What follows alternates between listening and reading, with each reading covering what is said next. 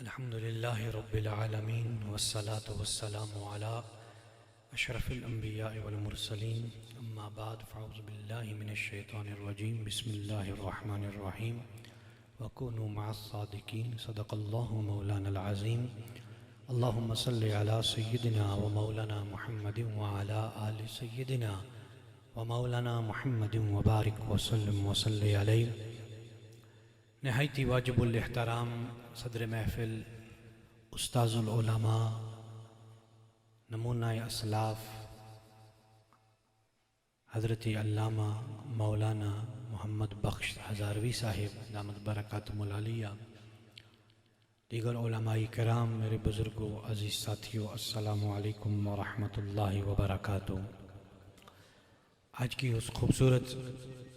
محفل کے انعقاد پر میں اس ادارے کے محتمم اعلیٰ حضرت قبلہ ہزاروی صاحب دامت برکاتہم العالیہ اور ان کے جملہ صاحبزادگان، بالخصوص عالمی مبلغ اسلام حضرت علامہ مولانا صاحبزادہ محمد طیب ہزاروی صاحب دامت برکاتہم العالیہ اور پوری ٹیم کو مبارکباد پیش کرتا ہوں۔ اللہ رب العزت اس پوری ٹیم کی اس خوبصورت کاوش کو اپنی بارگاہ میں درجہ قبولیت عطا فرمائے۔ اس بابرکت محفل کو اللہ رب العزت ہم سب کے لیے بخشش و مغفرت کا ذریعہ بنائے۔ سٹیج پہ اکابر علماء کرم تشریف فرما ہیں، بزرگ علماء تشریف فرما ہیں، مشائخ تشریف فرما ہیں۔ اگر سب کے بابرکت نام لینا شروع کر دوں تو کافی وقت گزر جائے گا۔ ہر عالم دین ہمارے سر کا تاج ہے اور علماء حق کا ادب و احترام ہم سب پہ فرض اور لازم ہے۔ اللہ رب العزت ان علماء حق کا سایہ تا دیر ہم سب کے سروں پہ قائم اور دائم رکھے اور اللہ ان کی دینی مسلکی خدمات کو اپنی بارگاہ میں قبول اور منظور فرمائے۔ آج کے اس خوبصورت بزم کے دو موضوع ہیں، ایک تو پیشوائی اہل سنت، پیر طریقت، رہبر شریعت، عالمی مبلغ اسلام حضرت علامہ پیر محمد افضل قادری صاحب رحمۃ اللہ تعالی علیہ کے سال ثواب کے لیے دعائیہ تقریب کا اہتمام ہے اور تعزیتی ریفرنس ہے۔ اس میں شرکت کے لیے مراریہ شریف سے ان کے لخت جگر نور نظر پیر طریقت رہبر شریعت حضرت علامہ صاحبزادہ محمد عثمان افضل قادری صاحب حافظہ اللہ آپ تشریف لائے۔ اللہ رب العزت آپ کا آنا قبول فرمائے اور آپ کے بزرگوں کی جو دینی مسلکی علمی عملی روحانی تربیتی خدمات تھیں اللہ انہیں اپنی بارگاہ میں قبول اور منظور فرمائے۔ جس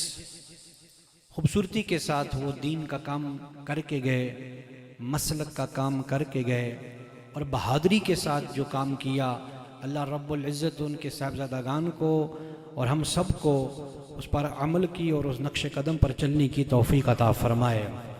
ایک خوبصورت وقت گزارا، میں نے حضرت صاحب کی زیارت یو کے میں بھی کی، یو کے بھی آپ تشریف لاتے رہے اور حضرت سیدہ آمنہ رضی اللہ تعالی عنہا کانفرنسز کا اہتمام ہوتا رہا۔ اس دور میں ان کانفرنسز کا حصہ ہم بھی بنتے رہے اور ایک خوبصورت ایک سلسلہ رہا۔ پھر پاکستان کے اندر بھی ہمارے دارالعلوم میں آپ تشریف لائے، جیسا کہ ابھی علامہ وقار احمد ہزاروی صاحب نے ذکر فرمایا۔ سلور جوبلی کے موقع پر بڑی محبتوں سے نوازا، بڑے پیار سے نوازا اور بڑی خوبصورت ان کی ایک طبیعت تھی۔ اللہ تعالیٰ ان کے درجات کو بلند فرمائے۔ یہ بزرگ جو ہیں آہستہ آہستہ ہم سے رخصت ہو رہے ہیں اور جو رخصت ہوتے ہیں وہ خلا جو ہے وہ پر نہیں ہو سکتا، لیکن ہم دعا ہی کر سکتے ہیں اللہ تعالیٰ جانے والوں کے درجات کو بلند فرمائے اور ہم جو یہاں موجود ہیں اللہ ہمیں اہل سنت کو یکجا ہو کر ایک پلیٹ فارم پہ جمع ہو کر مسلک کا کام کرنے کی توفیق عطا فرمائے۔ یہ مدارس، یہ مراکز جو ہیں یہ دین کی فیکٹریاں ہیں اور خوشی اس بات کی ہے کہ جس ہستی کا ہم ذکر کر رہے ہیں وہ صرف پیر طریقت نہیں تھے، وہ پیر طریقت بھی تھے اور ایک مدرسے کے محتمم بھی تھے۔ ہزاروں کی تعداد میں علماء بھی تیار کیے، ہزاروں کی لاکھوں کی تعداد میں عقیدت مند اور مریدین بھی تھے، ایک خوبصورت دین کا سلسلہ چلا رہے تھے اور ہم جیسے لوگوں کو ایک راہ دکھائی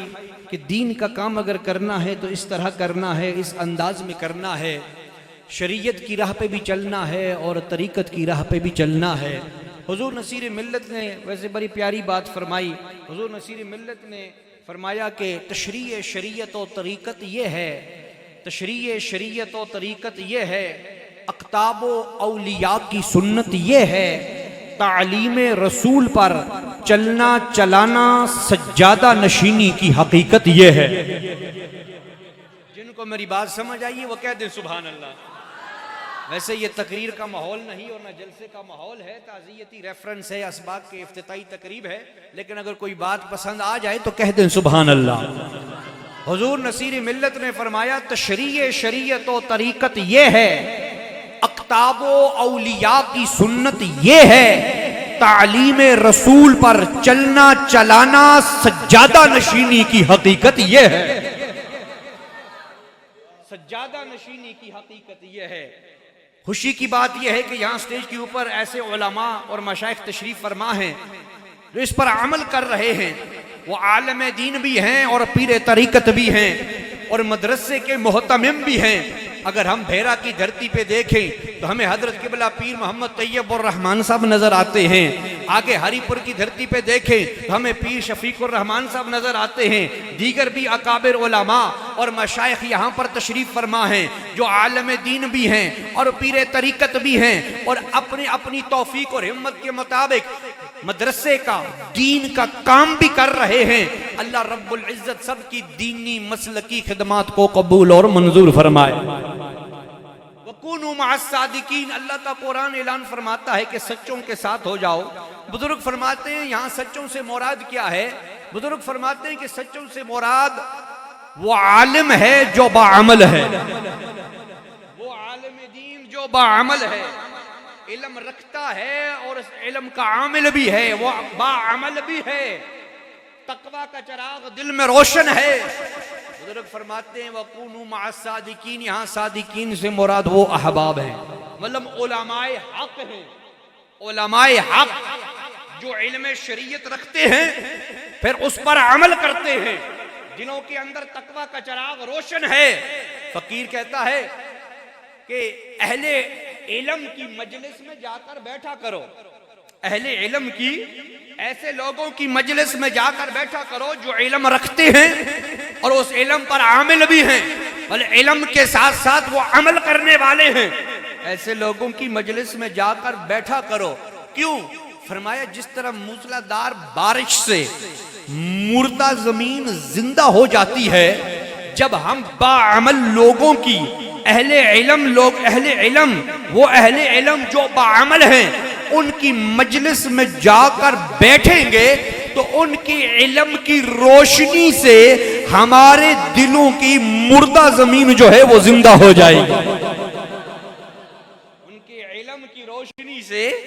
ہمارے جو مردہ دل ہیں وہ بھی روشن اور منور ہو جائیں گے،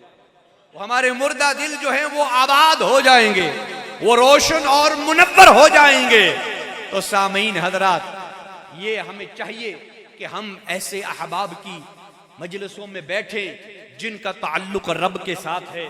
جن کا تعلق قرآن کے ساتھ ہے، جن کا تعلق شریعت کے ساتھ ہے۔ حضور ضیاء الامت پیر محمد کرم شاہ صاحب رحمت اللہ علیہ نے بڑی خوبصورت بات کہی تھی، اسی پر میں اپنی بات کو ختم کرتا ہوں۔ آپ نے فرمایا تھا کہ جس دور سے ہم گزر رہے ہیں، جس وقت سے ہم جس ٹائم اینڈ ایج سے ہم گزر رہے ہیں، اس دور میں قوموں کی ترقی کی جو جنگ ہے